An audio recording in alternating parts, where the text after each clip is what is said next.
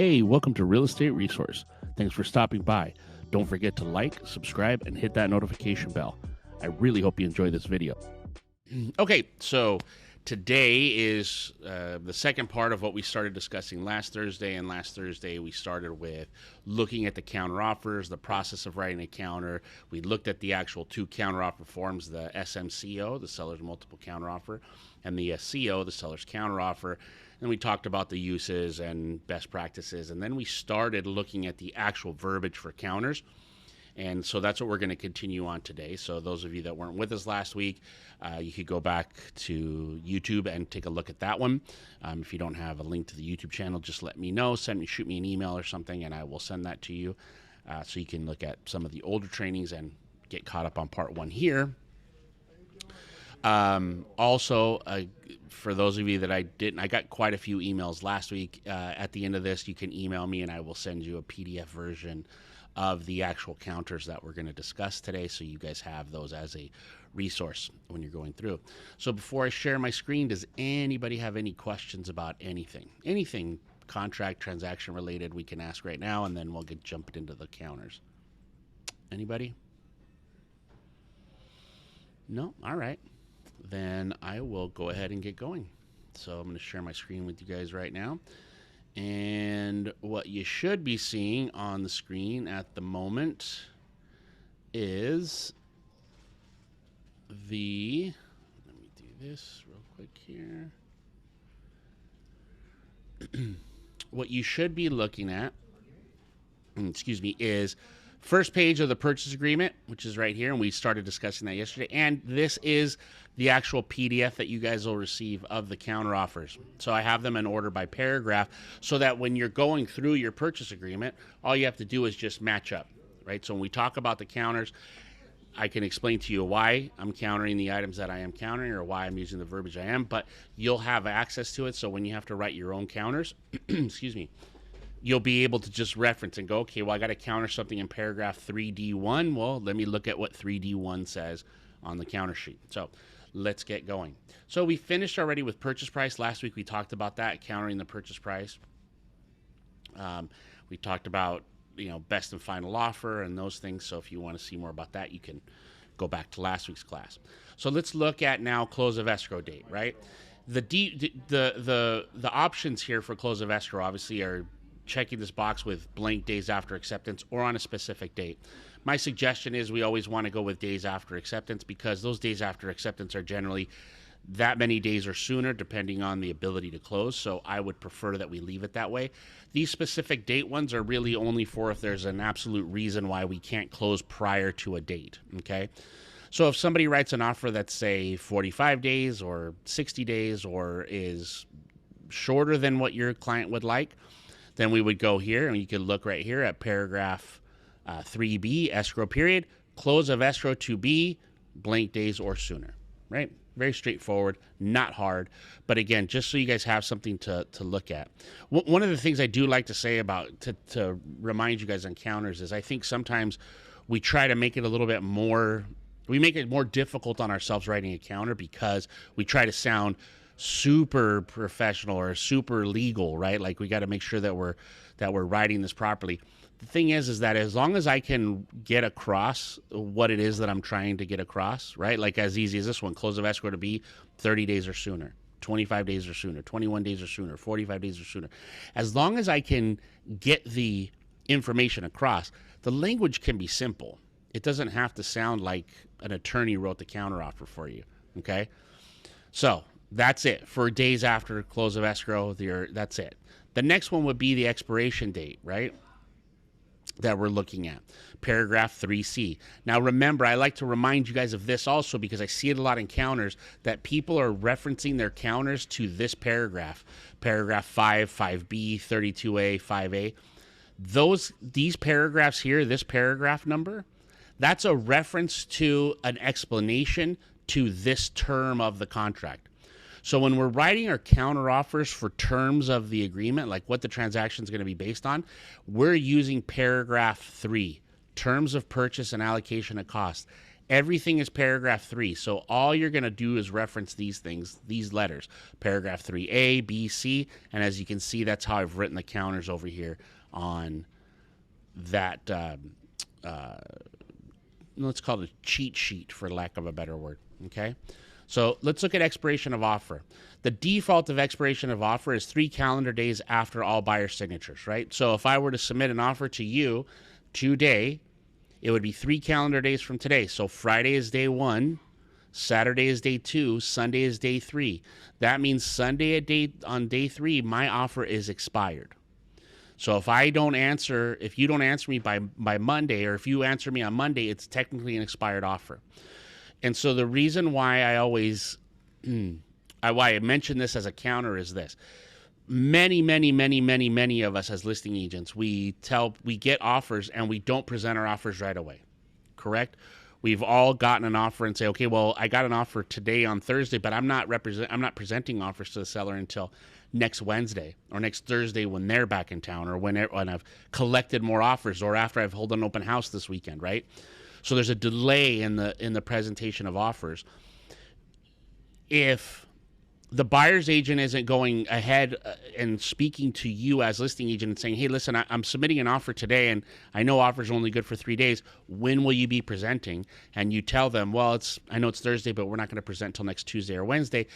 The default offer will have expired already. So as buyer's agent, you should be asking that question so you can put the correct date here, right? Like, okay, so next Tuesday, the 31st is my expiration date, since that's when you're going to present.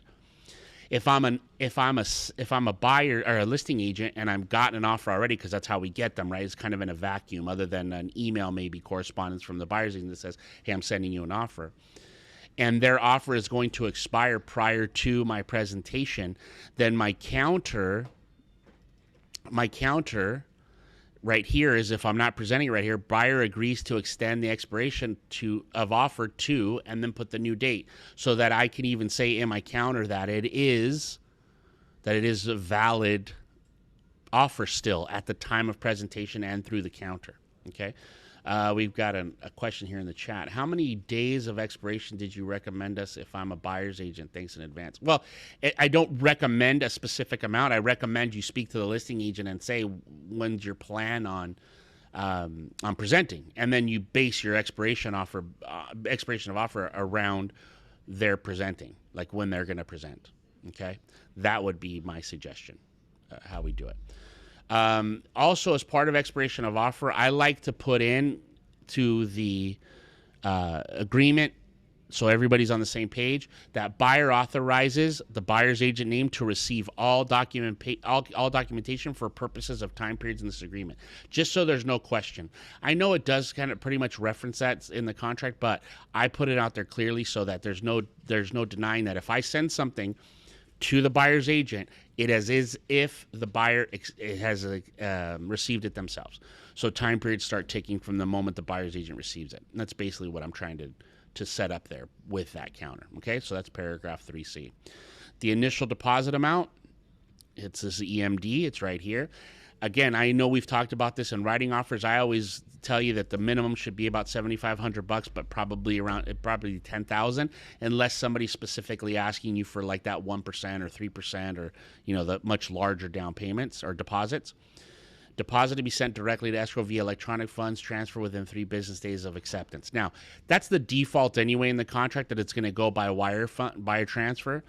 I just add that in there just in case somebody has changed it. If they haven't changed it, you don't have to put this section right here, the 3 business days when wire transfer, unless they've indicated something different, right? So unless they put, personal check or any other thing besides wire transfer, you don't need to add that other part. You just need to address the amount of the initial deposit. Okay. So just be aware of that. And I made that note here, right? Only necessary to add the 3 business days on wire transfer if the buyer has indicated anything different. Now, the reason we want wire transfer is because it goes directly into escrow. We don't have to wait for people to show up. We don't have to wait for personal checks to clear, any of that stuff, right? Wire transfer, always wire transfer. And that's the way you guys should be writing your offers, defaulted, and leave it the default as a wire transfer, okay? Increased deposit. I don't really have anything in here as a counter for increased deposit. If you do run across, it's just that we don't use increased deposit very much, very often. But an increased deposit, we've talked about this in contract classes, is set up for if I don't have the full amount for the initial deposit, the EMD at the moment, like I'm getting my cash from a 401k or some other kind of investment that I have to wait to get the money back, get the money loaned to me, and I need an accepted offer to do that. So my initial deposit may be smaller, but I'm going to put additional funds in that are going to be part of liquidated damages.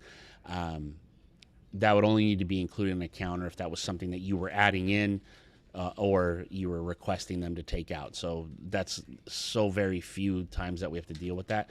That's kind of a case by case, so you could see me about that one if you're confused about needing to counter it. Okay. Now we're in paragraph 3E1, which is the loan amounts. This is the first, right? This is your main mortgage. We don't do seconds anymore, really, so we don't have to really address it. But this is your mortgage, your first loan. This is if the interest rate is blank. Now, we've talked about this many, many, many times, but there has to be some interest rate in this section right here, okay? Not to exceed, what their interest rate is not to exceed. There has to be something. If there is nothing or an interest rate that's too low or BPR, it leaves open the opportunity for the buyer to be able to cancel even if they've removed their contingencies. So we want to lock them in. So if that is blank, these are these are your two options for your counters.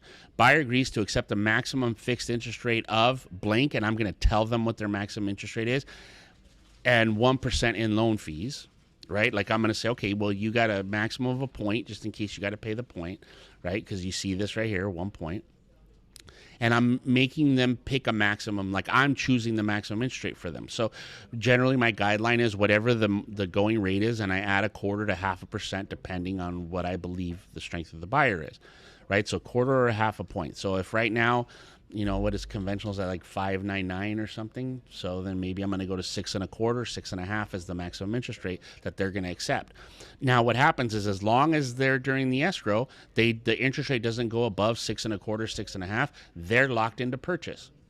If for some reason, like I put a low interest rate like 5.5 or 5.99, and the interest rate somehow climbs to 6.15 or higher than that, then even if the buyers removed their contingencies, they could still cancel this agreement and not lose their deposit, because this is a binding agreement right here. This is a maximum interest rate, not to exceed. They're agreeing to a rate that it's not going to exceed that, and we're agreeing to it based on that. So if that rate goes outside of that number, then we don't have a valid agreement anymore because we agreed on a specific number. So there needs to be something there. Blank is just as bad as too small. And BPR is worse because it doesn't call for a word or letters. It calls for a number. BPR is not a percentage. And BPR, for those of you guys who don't know, is best prevailing rate. The problem with best prevailing rate is it is vague. Best prevailing rate when? Best prevailing rate when I first wrote the offer.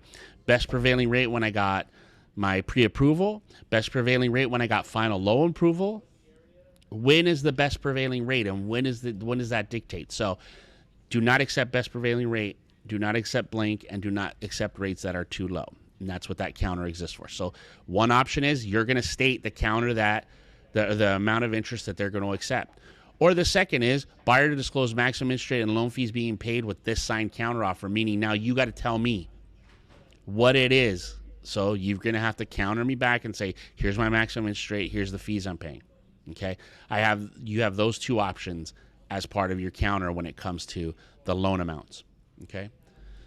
Any questions up to this point? I always like to pause a little bit, make sure you guys, if you have any questions, you have an opportunity to say. Okay, let's see, we got one. This is not exactly on topic, but how does a buyer determine what loan they will receive?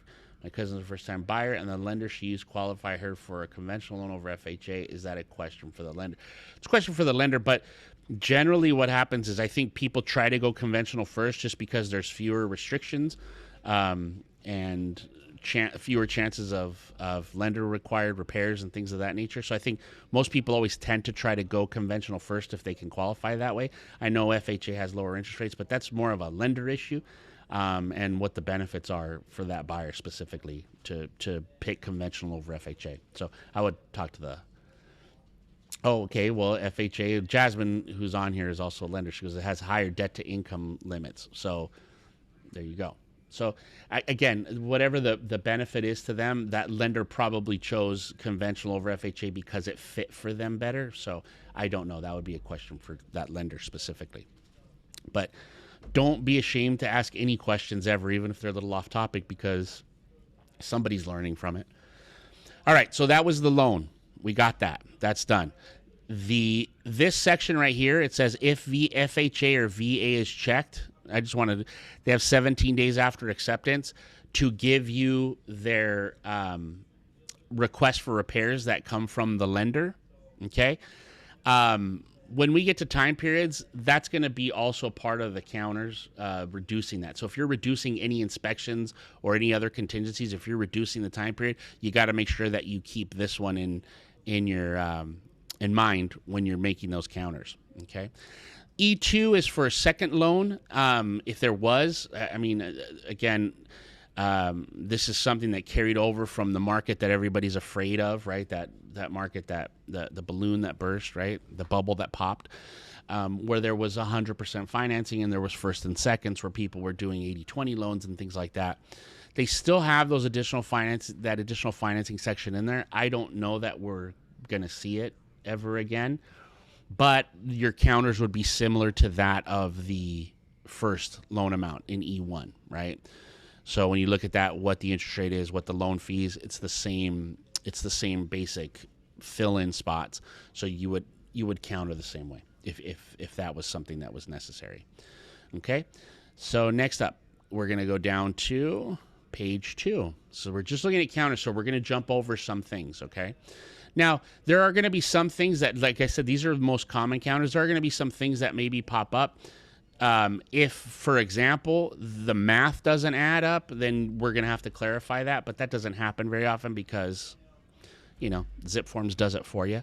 So, that I didn't address that if there's any problem with the balance down payment and making sure the purchase price adds up, because we're already dictating what purchase price we're selling at. So let's look at credits. Okay, so the next one here, 3G1, you see here's paragraph 3G1. Here's our counter, 3G1 right here. Closing cost credit. Seller will not provide a credit for buyer's closing costs, or, right, they've made the request here, or seller will provide buyer closing cost credit in the amount of blank.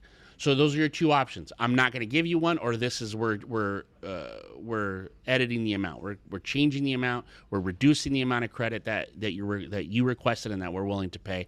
That's all you're going to do. That's where you're going to address it. Pretty straightforward. Again, simple language is fine as long as it makes sense and it's understandable. Paragraph 3G2 is additional financing terms. So the mistake there used to be that people would ask for credits, but now since seller credit has its own section, that's less of an issue. But that paragraph there, additional financing terms, should be things like, and there's even a reference here, buyers qualifying for down payment assistance program and the name of the program if that's necessary, or if it's all cash but with a hard money option, buyer may obtain hard money or private money financing. Those are the kind of things that would go in the additional financing terms, okay? Not credits or extra payments or anything like that. That stuff should all be handled previously with the financing section. Okay, so there's just a note there so you guys can see that. 3G3, this section here, right? So that's new. That's the seller agrees to pay the obligation of the buyer to compensate buyer's broker under a separate agreement. So we talked about that a couple weeks ago. Remember, if you have a buyer representation agreement with your buyer and your buyer's representation agreement has some compensation being paid by the buyer, it is now an option for the buyer to request that seller also pay that obligation on top of any other compensation they're already paying through the listing broker. In order to do that, I'd have to check this box and include this form, the SPBB, that shows the amount and what document I've agreed with the buyer that the buyer is going to pay me, okay? So if you do get an offer that has that checked, here's the counter for that. Seller will not pay any obligation to the buyer that the buyer may have to compensate buyer's broker. That shall solely be the responsibility of the buyer. That's it. I'm just taking it off. We're not paying it. I can't assume that there's a seller out there that's going to go, like, I'm already offering through my listing agent 2% to your buyer's agent. Whatever agreement you have for additional compensation over that 2%, I'm not also taking that on. Now, maybe as we start in the future and we get into a market where it's a buyer's market more than it is a seller's market, and people are having a hard time moving their properties, maybe that becomes something that we have to deal with. But at the moment and for the foreseeable future, I don't think this is going to be either something A, that's requested, or B, something that a seller is going to agree to. Okay. So I have one, and the agent did not counter that portion, so that means that the seller is agreeing to pay that. I would look back at it, and I think part of the issues with this new paragraph, this whole paragraph here on 3G3, is that it just came out in December, right? So it's just barely a month old that it's something that people are dealing with. I don't think, number one, buyer's agents understand it. I don't think they understand what they're asking for. And the listing agents don't understand why it exists. So I think there's some confusion that, the listing agents are assuming, well, yeah, we are paying the commission because we offered it. That's not what it's saying. And buyer's agents are thinking, well, they are paying us a commission because it's in the MLS, so I need to check that box. So it's going to take a little time for people to understand it, but it absolutely needs to be countered. So in a case like that where an offer was accepted and it wasn't countered, then what we would have to do is an amendment of existing agreement terms and state that, buyer and seller understand that, seller will not be paying any obligation for buyer to compensate buyer's broker. So, see me after this, Maria, and we'll talk about that. Okay. So that's that. That's new, and that counter is only necessary if somebody checks that box. If somebody doesn't check the box, move on. You're good. Okay. All right. The verification of funds, the default now is attached. So if it's not attached, I don't think you need to counter, hey, send me back proof of funds. I think at this point, 99% of the buyer's agents out there and the buyers are supplying you with their proof of funds with their offer. If they're not, before it's a counter, I think it should be a phone call like, hey, I got your offer, but I don't see proof of funds here. I don't see your loan application, your pre-approval, your underwrite. I don't see it. That doesn't happen most of the time. You get it, but those things I think are more phone calls than counter offers. Okay, unless they've checked this box that they're not going to give it to you for 3 days after acceptance, which I don't believe anybody does. Look, here's the thing. I see offers all the time. I know that you guys as buyer's agents and the buyer's agents have a hard time checking boxes. So I don't assume that somebody's going to check that box for 3 days after acceptance anyway, just by default, because you guys as agents have an aversion to checking that box. So I didn't put anything for counters in there because that's more of a phone call prior to, not an acceptance issue. Okay. Not for the verification, but now we get into the appraisal and loan contingencies. Okay. Let's see, where are we at here? I skipped right over the loan on here. I'll have to update this and get you guys a loan. But really the only counter that I would have here is either I'm asking them to remove the loan contingency or I'm shortening the period of time. And that's going to be all based on, did I just put that in the wrong place? Sorry, guys. I'm looking at this now. I just realized I left out loan contingency. So that's okay. I will add it. And I will resend it to whoever I sent it to in the past. And if you guys need it, don't forget to email me. But let's look at, really, it's a straightforward counter for the loan contingency. It's going to be based on your escrow period, right? So if somebody sends me an offer that's 30 days or 21 days, because I see all those offers. I see offers a lot, and I'm sure you guys too, as listing agents, where even though there's financing, they're sending with 21 days, for close of escrow. And I know that lenders move fast. But if that's the case, if somebody's giving me a very short escrow period, 21 days, 30 days even, I'm not going to allow them to have a loan contingency for 17 days. I'm just not. I'm not going to give you a contingency 4 days prior to our scheduled closing if we're accepting a 21-day escrow. So I would change that. And it's a very straightforward counter. Loan contingency to be, 12 days, 14 days, whatever it is. I'm changing it. Okay, so it's very similar to what the verbiage is going to be down here for the appraisal as we change it. And I'll add it in just so that it's there and we feel comfortable with it, that we see it. Okay. But the loan contingency, if there's a no loan contingency checked off, I'm not going to challenge it. I'm not going to change it. That's their choice if they're submitting without a loan contingency. But if the time period is either the escrow period is short and they leave it at 17 days, or for some reason they change this to a longer period, I'm going to counter it back down to make sure it makes sense with my escrow period. And flip side, if for some reason it's an extended escrow, right? Sometimes we have those extended escrows. I was talking to somebody recently that was planning already. They had agreed that it was going to be like a 60-day escrow between buyer and seller. Then we have the opposite problem. If we leave it at 17 days, the issue we run into is that those loan approvals, right, once they get that, is only good for 30 days. So if I remove my loan contingency on day 17, but we're not going to close for another 43 days, right? If we're not going to close, then there's a chance that I could lose my rate lock and have some issues with my qualifications prior to closing. So we also need to make that adjustment in the proper direction when we have longer escrow. So if you know you're going to have an extended escrow, a 60 and 90-day escrow, bump that number up.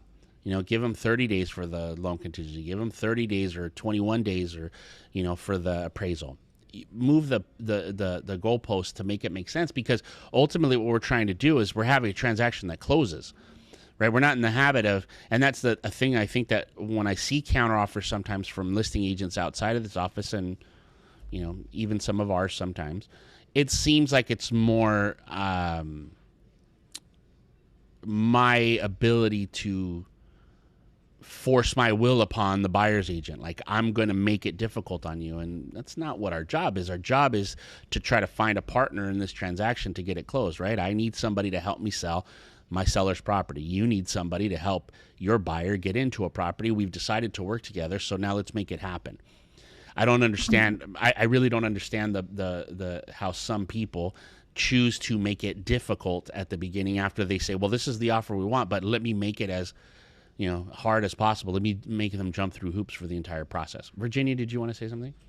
Yeah, I think the only concern there is that, if you give them more time, you don't want to keep the property off the market for 30 days only to find out that they, cannot perform.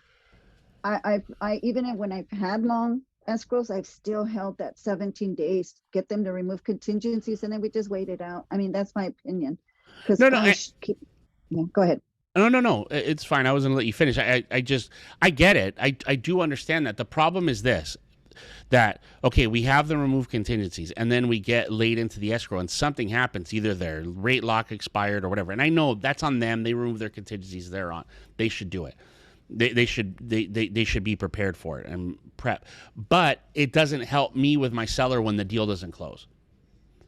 Do you know what I mean? Like, the thing is that, yeah, it locks them in, or yeah, it doesn't, and we're on the market for a while. It's two different sides of the same coin. We're putting ourselves in a position where either, okay, well, we got them locked in, but what happens if they still don't close, even if they remove the contingency? Well, they got approval, they got it all done, but we can't close because we knew we needed a 60-day escrow because it was a purchase of replacement property, or the seller couldn't find a place to move, or their new home wasn't completed out of state. There's always things that delay those, and I just think that if we try to find some balance in that, and I'm not saying it has to be 30 days, but 17 days is short. Maybe it's 21 days. Maybe it's just a little bit deeper, so it's not so much question at the end. But again, it's your business. For all of you guys, everything that I share with you is my opinion. These are things that I think about. The contract stuff ultimately is not really an opinion, right? When we're talking about what needs to be in it, what shouldn't, and how it's right and wrong. But like that stuff, like giving extra time or not, and it's your business. So you've got to make the best choice for your business, what you feel is best for your business, for your client, and I support that 100%. It's not my way or the highway. It's whatever you feel is best for your business. These are all just my suggestions and advice on things like that. And I'm well aware that other people have other opinions, and I'm okay with it. I'm all for it, Virginia. Get them to remove it as soon as possible. As long as that keeps your transactions moving, that's good. It's great, right? If it works, if it ain't broke, like they say, if it ain't broke, don't fix it. Let's see. Could you also explain to them regarding not wanting them to remove the loan contingency when they're supposed to, and yet, yeah, I mean, we've talked about that in the past, right? So when it's time to remove the contingencies, it's not like it's a suggestion, right? Like this appraisal, this loan on day 17, it's not a suggestion. It is what we agreed upon. And if the buyer's agents are saying, well, we don't want to do it yet because we don't feel comfortable, or you're the buyer's agent and you're not wanting to do it, I mean, if that's the case, if you're not removing it just because you're afraid of losing their deposit, not because there's some condition that hasn't been met yet as far as getting their loan approved, I mean, then you shouldn't probably be working with that buyer. I mean, the idea is that I want to, and again, this is something I've said many, many times. You guys work harder with buyers than you do with sellers. The house is in one place. You could sell it without doing anything, right? Even in this market, if it's priced right and you put up a pretty picture of it, somebody's going to find it and make you an offer. But when you're working with a buyer, you got to hustle. You got to go show them every weekend. You got to drive them around. It costs you money, gas, right? Your time to get a buyer into escrow. And then we get a buyer into escrow. And then what we do is we do everything possible we can to give them the option to opt out. And most of the time, these buyers that choose to opt out are not because there's something wrong. They get cold feet, and we're not strong enough as agents to explain to them why the mistake they're making is opting out of this contract and canceling when they should be moving forward, because they're never going to get this opportunity again.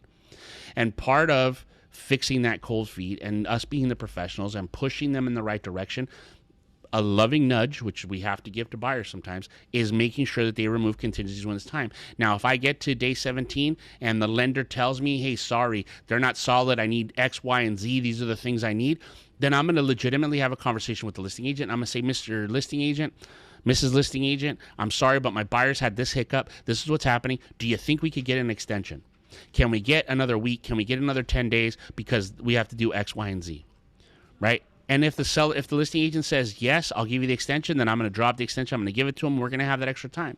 If the listing agent says, nope, sorry, it's time to remove it, I'm going to send you notice to perform, then I got to go back to my buyer and say, okay, here you go, buyer. Here's your choice. Roll the dice and hope that we figure everything out and get you approved, or we cancel now and walk away and try to find something else after we've handled what's happening with your loan. What do you want to do?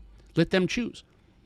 But we don't do that as agents. We make the choices for them, and we put our head in the sand, and we avoid the listing agent because we don't want to have that uncomfortable conversation that my buyer's not ready to remove their contingencies. And then ultimately, as we put our head in the sand and avoid a listing agent for a week or two, and finally it's time to remove our contingency, or it's not, and we need an extension because we don't want to cancel yet, and they're pissed at us and they don't want to give us the extension. That's what happens. So it's not that I want you guys to put your buyer in jeopardy if they're not capable of closing, right? I don't want that. But if your buyer is capable of closing, there's nothing that's going to stop them from, right? The lender's already told you. And here's the thing. Never ask a lender, should I remove the loan contingency? Because 99.999% of the time, that lender's going to go, I don't know. That's not up to me. You got to make that choice. They're not going to make a commitment to say, yeah, you're good, go for it, we're set, everything's going to be fine. They don't want it to come back and bite them in the ass later if the loan somehow goes south. So you've got to make the choice. If the conditions that are left are good, right, make sense, they're common, and they've got the money and their credit's in good shape and they haven't done anything weird, then go ahead and remove the contingency and move forward. I mean, it's still a conversation with your buyer. You can't just do things on your own. You still have to sit down with the buyer and do it. But it's really important that these timelines make sense. And if you're a listing agent and those timelines aren't working, I just had this conversation with an agent yesterday. You got to send notices to perform, and you got to stick with them. Now, just because I send cancellation instructions doesn't mean we have to cancel, but will cancellation instructions get a buyer to move when they're dragging their feet? Absolutely. Jesus, you had your hand up. Go ahead. Yes, when I represent a buyer, I let them know, I give them a list of the process that needs to be done when you're purchasing, so they already know that they need to remove the loan contingencies, because I tell them, I make them aware that they can lose the deposit. However, at the same time, on the other hand, the seller cannot back out anymore. Right. That's very important that we need to do. We need to make sure they know that it goes, it's a two-way street. Yes. Yeah, you can lose the deposit, but at the same time, by doing that, you are assuring that property. Yep. Absolutely. Absolutely. Yes. Good point, Jesus. Thank you. But absolutely, that is true. All right. So let's move on to appraisal. The appraisal contingency. Now I have a couple things here for counters on appraisals just because of the way it's worded now. So if you look at it, number one, the appraisal contingency. Appraisal contingency will be removed within 12 days of acceptance, and complete a copy of the appraisal will be provided to the seller at this time. The reason I added that in is because the contract itself says I only am going to get a copy of the appraisal, seller, listing agent, if the property doesn't appraise, right? That's what it says. It says if the property doesn't appraise and the buyer's requesting a change in sales price, then they have to provide me a copy of the appraisal. That's fine. I want it anyway. And my argument is the contract really already says any reports obtained by the buyer, they have to give a copy of, right? Reports or inspections. Well, an appraisal is a report and it's an inspection. I think that those should have to by default be provided to the seller. So I add in there, because if they're going to get an appraisal and tell me, oh, we're canceling, I want to know what the property appraised for. So we're going to add that in there. Appraisal contingency, I'm going to shorten it to 12 days. It's more than enough time, and it's short enough so that we're not off the market forever, right? 12 days is good. So 12 days after acceptance, and I want a completed copy of the appraisal. That's it. Now, if we're going to say I don't want there to be any contingency at all, and they didn't check that box, buyer agrees to appraisal contingency is removed. Buyer agrees the appraisal contingency is removed with the acceptance of this offer. That's it. Now there's no appraisal contingency. Now, changing the required appraisal values. That's this little section right here. So if you look at 3L2, it says appraisal contingency based upon appraised value at a minimum of the purchase price. That's the default. That means that if I have an appraisal contingency and I offer you $650,000, in order for me to be forced to move forward and remove my appraisal contingency, it has to appraise for $650,000. Okay. So going back a few months, 6, 8, 10, 12 months, when people were writing, if I had it listed at 650, people were writing an offer at 700 and 725, right? And then they were saying, oh, we're removing our appraisal contingency, or we still had an appraisal contingency, but my list price is $650. I want to make sure that it still appraises for at least my list price. So if you write a crazy offer over, right? Like yesterday, I believe, I don't know, it was Marisol we talked about. She has a listing that's getting all kinds of, attention from these two investors, and I think the list price was at like $469,000, and she's up to offers of $500,000 now. Okay. Now, if there were appraisal contingencies with those, right, we're talking about $40,000 over, then what I would do is if they want an appraisal contingency and I'm willing to let them leave it in, if they're asking for it, then I would put my original list price in this section, right? That's what I would want. So that's what this is. Appraisal contingency is based on an appraised value of the original list price and is to be removed within 12 days after acceptance, and a completed copy of the appraisal to be provided to seller at that time. Same as before. All I'm doing now is saying instead of it appraising for offer price, it just needs to appraise for my original list price. And if it does that, then you don't get to cancel because of the appraised value. Does that make sense to everybody? Questions? Any questions about that? Yes, go ahead. Makes sense. No, makes sense. Oh, thank you. Okay. Thank you. I appreciate that. Okay, we got another question here in the chat. If the buyers aren't performing after the notice to perform, would the demand to close follow? No, if they're not performing after the notice to perform, really your first step is cancellation, right? Because that's what it is. If I send you a notice to perform, it's time for you to remove this appraisal contingency and you don't do it, I'm going to send you a notice to perform. You don't remove it after the 2 days pass, I'm going to send you cancellation instructions. Does it mean we have to cancel that moment? Nope. But I'm going to send you cancellation instructions. The demand to close escrow is only necessary when it's time to close. That's it. And that's the only thing you would use. You don't use notices to perform for escrow closure, just demand to close escrow. So it's only when it's like, hey, we're supposed to close escrow on, let's, for example, we're supposed to close escrow on Monday, right? If I send a demand to close escrow today, Thursday, right? Today's Thursday. Friday is day 1. Saturday is day 2. Sunday is day 3. But because it's a weekend, it's not a performance date, it moves to Monday because that's our close date. So if I send that today or tomorrow, if they don't close on Monday, I can send cancellation instructions. Now, if this is an FHA and somebody sends you no appraisal contingency, or they send you an offer that is well above your asking price and you have a concern about the appraisal, Remember that with FHA and VA loans, they have a form called the FHA VA amendatory clause. And what that amendatory clause states is, if the property doesn't appraise for the amount stated in that form, and the majority of times that FVA is written with the offer price amount in there, right? So it would be the increased amount. So again, I have a $650,000 listing. You're offering me $700,000 for it because you want to get your offer accepted, and you're an FHA buyer. So in that FVAC form, you write $700,000, which is your offer price, and that's common practice. But in this case, because I know that I'm only certain that it's going to appraise for $650,000 or slightly more, but you've committed to the $700,000, I am going to counter this buyer to sign and return updated FVAC with this counter offer. And in that FVAC, I'm going to change the price that it must appraise to my original list price. So what that means is this: if you FHA buyer or VA buyer are committed to paying me $700,000 because that's what you offered me, then what I'm going to do to protect myself is this. I'm going to fix that it either has to, if there's an appraisal contingency, it has to appraise for my offer price. I'm going to make that counter number one. And if it's an FHA and I've got a FVAC from you that shows that $700 original sales price, then I'm going to send in my counter, and along with my counter, a new FVAC that you're going to sign and return that has been changed to my original list price. So that way, if it doesn't appraise for that price, you're locked in regardless for that $700, as long as it appraises for $650 or above. Now, if it appraises for less than $650, you're free to walk away, because with FHA deals, even if there is an appraisal contingency and that appraisal contingency has been removed, if it doesn't appraise for the amount in that FVAC form, the buyer cannot lose their deposit. So you have to understand that. Okay, so it's really important that we make sure that that FVAC is filled out correctly. And if they didn't include an FVAC, then you have to do it. And if there isn't one from the beginning, if you don't do encounters, escrow is going to do one.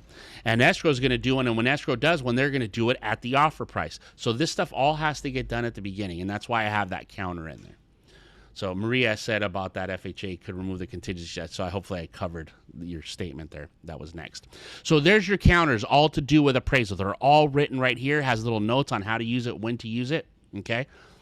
Well, the mandatory clause does, but when you write FHA offers, Jasmine, it puts one in automatically already, an FVAC. It puts it in automatically. So that's the one we're going to go by. And the lenders will usually honor that, because if they don't, then escrow will do one anyway too. Okay, so that's the appraisal. We're good with that. Any other questions about the appraisal? No? I had a quick one. Yes.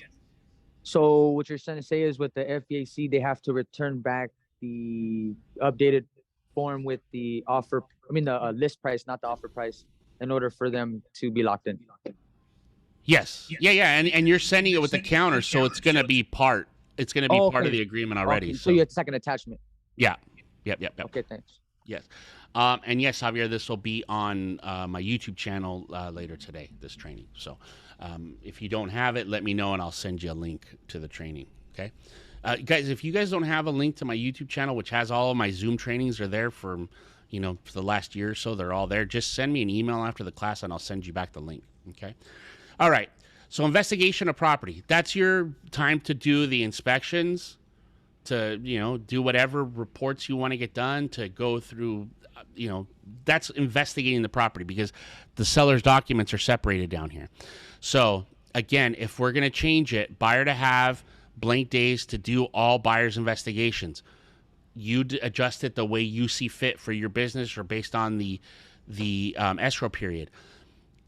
Now it's less likely that you're not going to do this, but I think that also needs to be like when we say buyer has 17 days or usually what I see in a counter is this. One blanket statement that says all buyers' contingencies to remove within 10 days of acceptance, right? And I'm sure you guys as buyer's agents have seen those too. I see that all the time. You're going to remove all contingencies in this date. That's it. The problem is this informational access right here is not a contingency. It's informational access. And what it says is buyer's right to access the property for informational purposes is not a contingency and does not create cancellation rights and applies even if contingencies are removed. So even if I have the buyer remove all of their contingencies in 7 days, they still have access to go in and look at the property, to take people in for 17 days, and you can't deny it. So when I'm doing my counters, I got to make sure that I include this informational access to property counter, buyer to have blank days for informational access to the property. Make sure it matches to allow them access for their final contingency, right? Whether that be appraisal or investigation, whichever is longer. Make sure they have the access. So just make sure they match.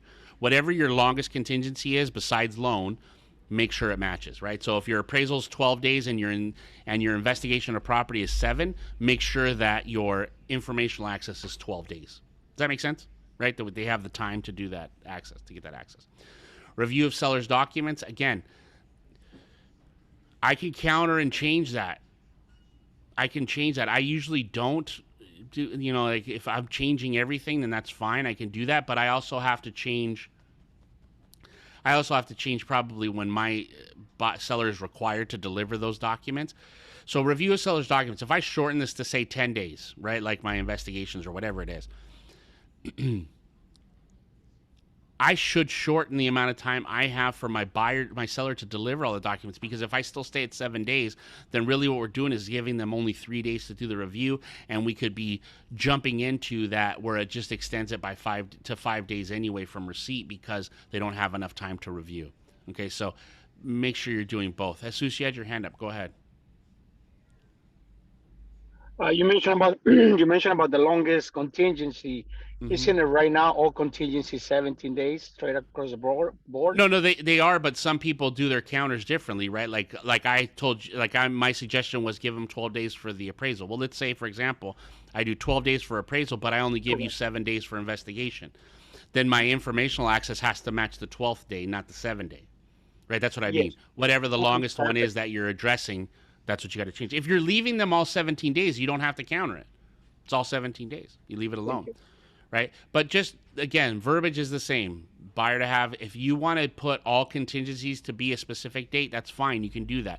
This would then require the only separate contingency for days, or counter for days, okay? And also the reason why I say it, because a lot of agents still think that the loan contingency is still 21 days.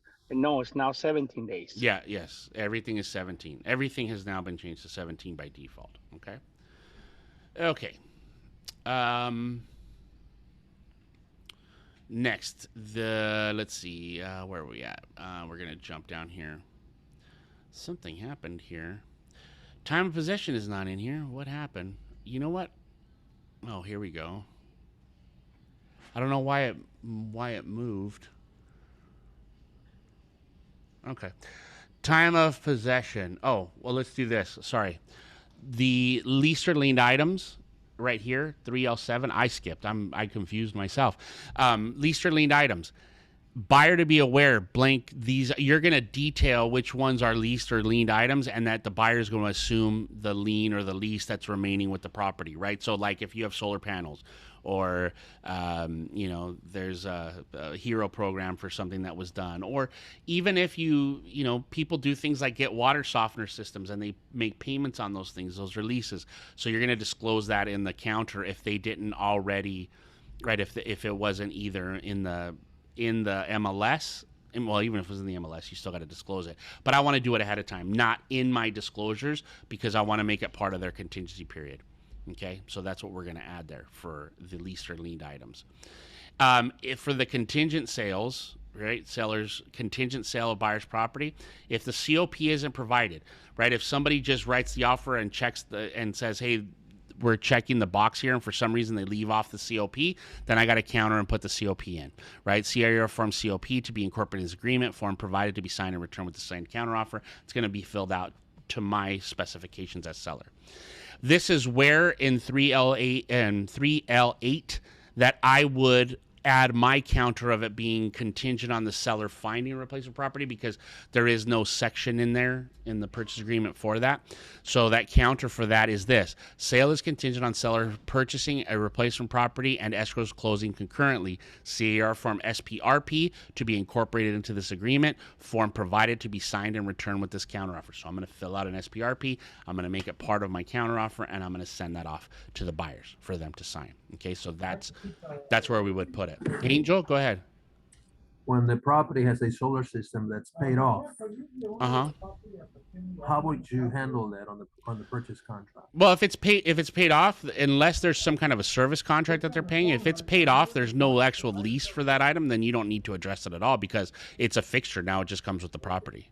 And to make sure that that's the case, to prevent from having issues while we're in escrow, would you put that somewhere in the contract to make sure that that the sellers agreed that these things are paid off and they would like to. I mean, yeah, you could do it. You could tell them, by the way, like you could do it in a counter or you could do it in disclosure. Like when you're doing the TDS and you're going through like, hey, power is solar and they're paid off, you could disclose it there. But if it's paid off, it's a fixture and they're staying anyway. That's that would be the default if they're paid off. Our only concern is if there's some remaining balance that needs to be paid that the buyer has to accept in order to purchase the home. Okay. Yeah. Thanks. So we got that. That's a contingent on the seller finding replacement property, on buyers if we need to counter that. Okay. Next is this time of possession, if it's a seller-occupied property. Now, possession is different than occupancy.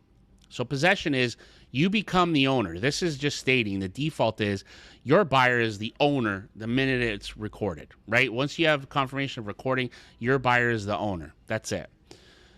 The occupancy, though, is different because if the seller lives in the property still and we have to adjust that occupancy of the seller remaining in possession, then there's a way. This is the counter that we're going to do is right here for 3M1.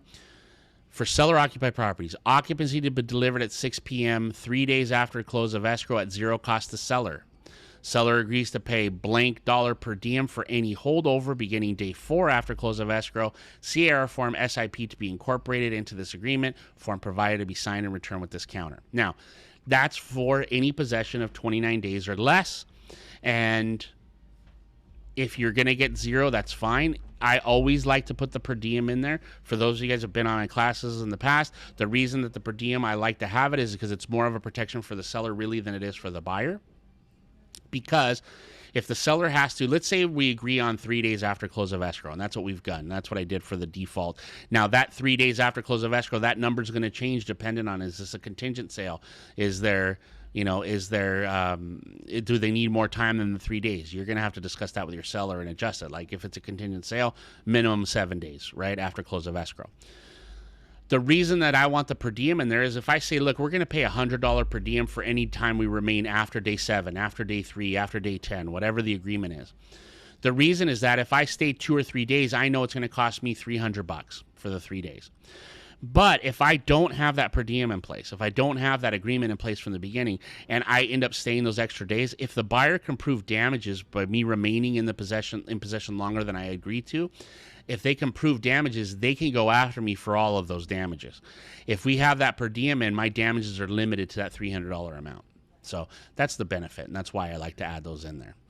And as you can see here, I did an occupancy for contingent sales, occupancy to be delivered at 6 p.m. 10 days after close of escrow at zero cost to seller. I like to add that extra cushion in there for contingent sales. This is for occupancy of longer than 29 days, occupancy to be delivered at 6 p.m., 45 days after close of escrow, seller to pay blank dollars for possession of property, per diem or a monthly amount. Sierra Form RLAS to be incorporated in this agreement, form provided to be signed and returned with this counter. Okay. All right. So it doesn't look like we're going to finish today, but we will finish for sure next week, and then we'll be done with counters. Any questions? Up to this point? No? You guys got it? Everybody's comfortable? Oh, Jasmine, you have your hand up. Go ahead. Yes, hi to Kyle.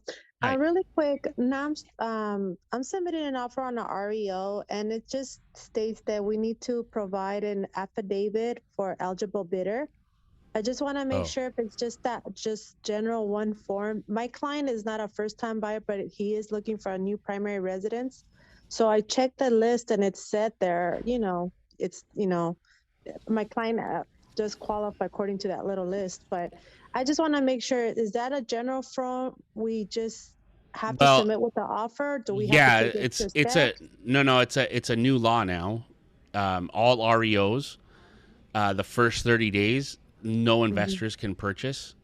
Okay. So you have to prove that you're a legitimate buyer before they'll accept your offer. And if you can't do that, they'll reject your offer outright. They won't let you. And it's also becomes now a crime if you lie about being a legitimate purchaser and it turns out you're an investor. So yeah, that's all REOs. It used to be just HUD only allowed for for owner occupied purchases, right? In the Right. first 30 days. Now it's all REOs. I just had a conversation with Misael about that. He's actually going to do a class, I think in March, Mhm. about that specifically. So yeah, it's going to be on any offer that you guys write on an REO now in California. The first 30 days, investors are off limits. Right. Okay, good. That's a good thing though, because it takes away the cash offers, and Yeah. now people with regular loans can actually Mhm. have a chance Well, to buy a house. yeah, and that's part of the things that he's going to discuss too, is that it's probably going to start leaning into more 203K loans, right? Because of the conditions of some of these properties, since Right. the investors aren't going to be the ones that are eating up the ones that are not in great shape, right? Right. That's going to lead more into 203K. So your knowledge of 203K loans is going to be important as an agent too. So that's Right. something he'll be talking about. I think it's in March. I want to say it's like the 19th or the 16th, something like that. But I don't know off the top of my head, and we'll promote it obviously as we get closer. But yes, just so you guys know, that is going to happen. You're going to get on REOs, every REO in the state of California, 30 days, homeowners only, no investors will be able to make offers. And when you say homeowners, this could be homeowners that have two properties. As long as it's going to be their principal residence. My understanding Right. is it has to be their principal residence. If it's going to be their Yes. principal residence, then it shouldn't be an issue whether they own other properties or not. Perfect. Thank you so much, Kyle. You're welcome. Javier, you have your hand up. Go for it. So this is in regards to the VP, the fact that we're talking about possession. Mhm. So when it comes down to the VP form, it talks about to making sure that the property is at the same or better condition that it was when we initially looked at it, or if repair that any and all repairs that we have requested and parties have agreed to Right. for it to be completed. This is where I'm trying to get to. So Mhm. when it comes out, I've noticed that not majority, but some of my deals have had the RLAS forms attached to it, and both parties agree in terms of the seller remaining in possession for quite some time. Yeah. My concern has always been, will the property will the property knowing the fact that we have closed escrow, in 2 to 3, 4, 5, or 6 weeks from after the close of escrow, will we have any issues or concerns when it comes down to the property condition once we Mhm. take over possession? And my thing Yeah. is that I've come across some issues where once the sellers relocate and we take possession, there's always some minor issues or kind of great size issues where I just personally need to take care of the repairs Yeah. should any arise. Yeah, and that should be a concern. So here's the difference with when a seller remains in possession. There's two different things that you have to do. Like with the RLAS, I find what happens is they negotiate. So we'll talk about the SIP second. The RLAS we'll talk first, right? The residential lease after sale, and that's for the extended periods. You should still do your VP prior to close. So I know that they're still in possession. I know all of that, but that 5 days prior to close, because if there was repairs that were supposed to be done, they don't get to do the repairs while they're tenants, right? Those are supposed to be done before I'm the owner. So we should still do that final walkthrough to make sure everything's done 5 days prior. So if it's not, we can negotiate extensions and get that fixed. 2, there should always be a security deposit as part of the RLAS. The seller should not be able to not have some kind of, like, you could give them the time for free if you want. Like, if that's your tactic for getting the offer accepted is I'm going to allow you to stay there for 29 days for free, or 30 days or 45 days for free, because I want to get my offer accepted. But you're gonna leave a security deposit of $3,000, because that way, Gotcha. when I do my walkthrough and then you move out and I go and because just like a tenant, right, you have that move in, move out form. They have that in Correct. zip forms. You have them do that move out form, and you go through and check, hey, is it in the same condition as it was when I did my final walkthrough? And if it isn't, then I have a security deposit to fall back on. And the same goes for the SIP. So it's going to be 29 days or less.